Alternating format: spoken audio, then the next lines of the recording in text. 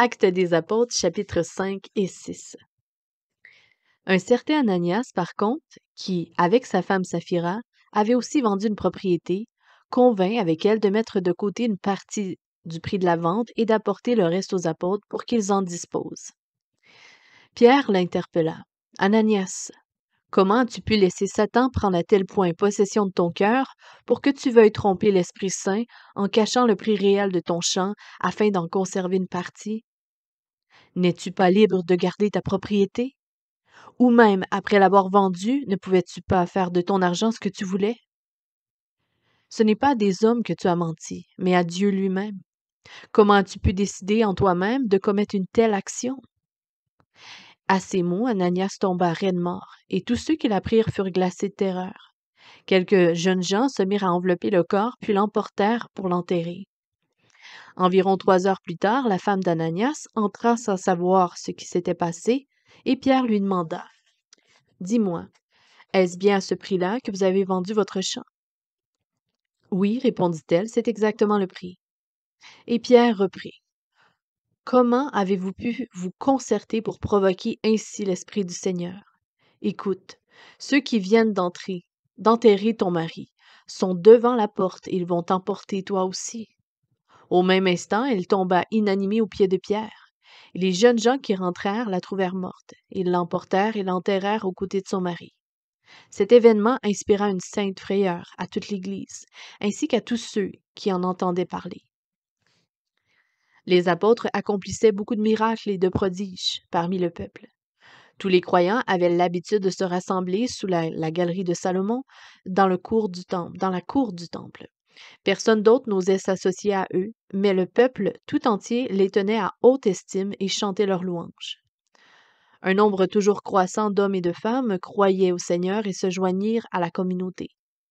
On allait jusqu'à porter les malades dans les rues et de les places publiques, où on les déposait sur le petit lit ou des civières pour qu'au passage de Pierre, son ombre au moins puisse effleurer l'un ou l'autre d'entre eux. Même les villes voisines, les gens accouraient en foule à Jérusalem pour amener leurs malades et les personnes tourmentées par des mauvais esprits, et tous s'en retournaient guéris. Alors, poussé par la jalousie, le grand prêtre et tous ses partisans, c'est-à-dire les Sadducéens, décidèrent d'agir. Ils firent arrêter les apôtres et les placèrent sous bonne garde dans la prison publique. Mais pendant la nuit, un ange du Seigneur vint ouvrir les portes de la prison, et après les avoir conduits dehors, il leur dit, « Allez, montez au temple et prêchez publiquement au peuple tout le message de la vie nouvelle. » Dès le point du jour, les apôtres, obéissant aux ordres de l'ange, montèrent donc à la cour du temple et se mirent à enseigner. De son côté, le grand prêtre arriva avec ceux de son parti, et ils convoquèrent le grand conseil et tout le sénat des responsables d'Israël. Ils donnèrent l'ordre de chercher les apôtres à la prison et de les amener. Les gardes s'y rendirent, mais le cachot était vide. À leur retour, ils firent le rapport suivant. Nous avons trouvé la prison soigneusement fermée, les sentinelles étaient à leur poste devant les portes, mais quand nous avons ouvert le cachot, il n'y avait plus personne à l'intérieur. Cette nouvelle plongea le chef de la police du temple et des grands prêtres dans une grande perplexité.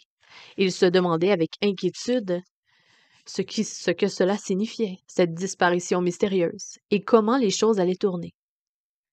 Là-dessus, quelqu'un vint leur annoncer.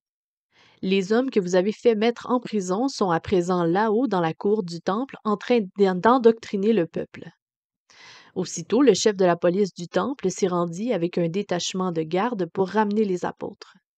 Ils les arrêtèrent, mais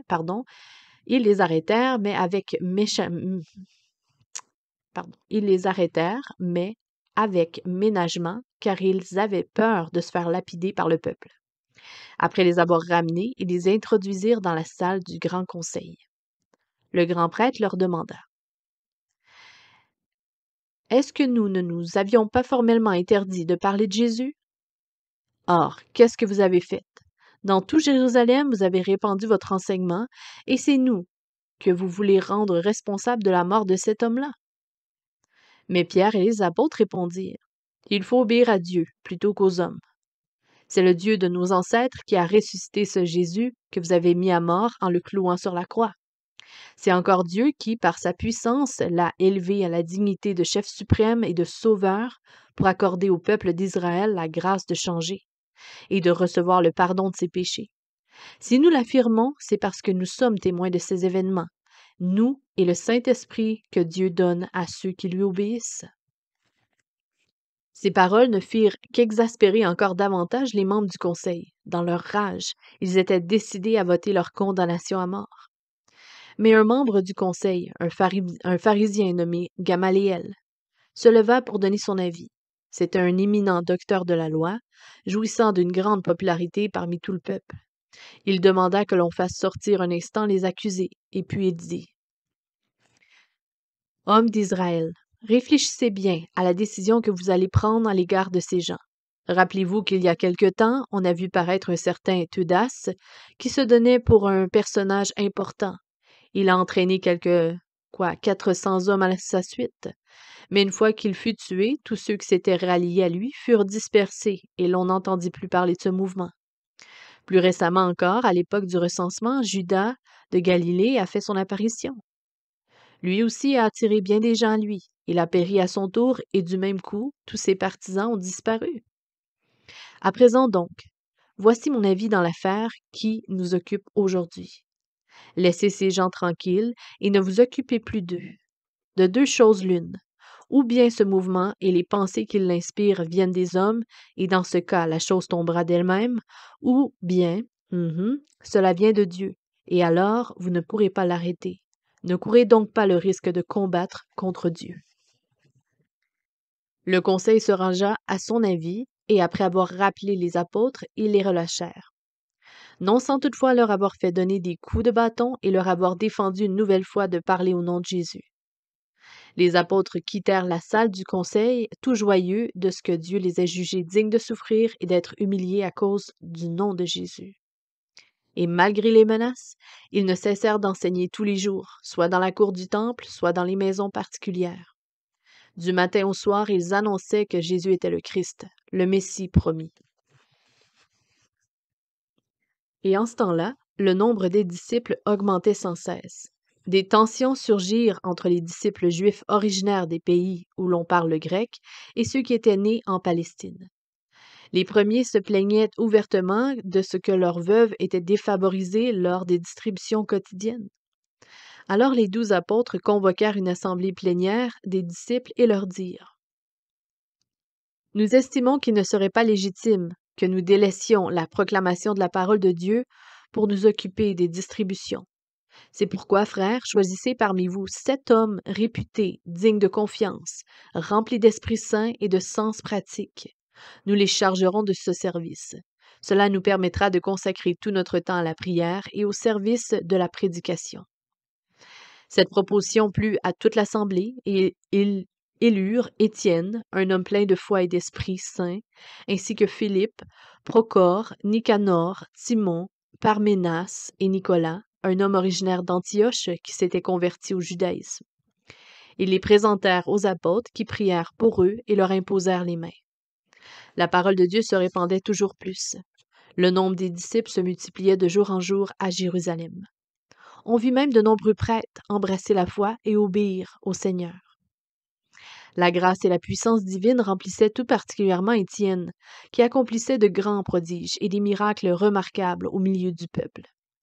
Alors des membres de la synagogue, dite des affranchis, composés de Juifs de Cyrène, d'Alexandrie, de Cilicie et d'Asie mineure, s'émurent et se mirent à discuter avec lui. Mais il n'était pas de taille à lui tenir tête et se montrait incapable de résister aux paroles persuasives que l'Esprit lui inspirait. Là-dessus, ils lancèrent une campagne de calomnie contre lui. Ils payèrent des gens pour répandre partout l'affirmation suivante: Nous l'avons entendu prononcer des paroles blasphématoires contre Moïse et contre Dieu. Ils ameutaient ainsi le peuple et soulevèrent contre lui les responsables du peuple et les interprètes de la loi. Survenant à l'improviste, ils s'emparèrent d'Étienne et l'amenèrent au grand conseil. Là, ils firent comparaître des témoins qui déposèrent contre lui des accusations mensongères. Cet homme que voici, dirent-ils, ne cesse de discourir contre notre saint temple et contre la loi de Moïse. De fait, nous l'avons entendu dire que ce Jésus de Nazareth détruirait ce temple et changerait les ordonnances et les coutumes que Moïse nous a transmises. Tous ceux qui siégeaient au Grand Conseil avaient les yeux fixés sur Étienne. Son visage rayonnait d'un éclat surhumain et leur apparut comme celui d'un ange.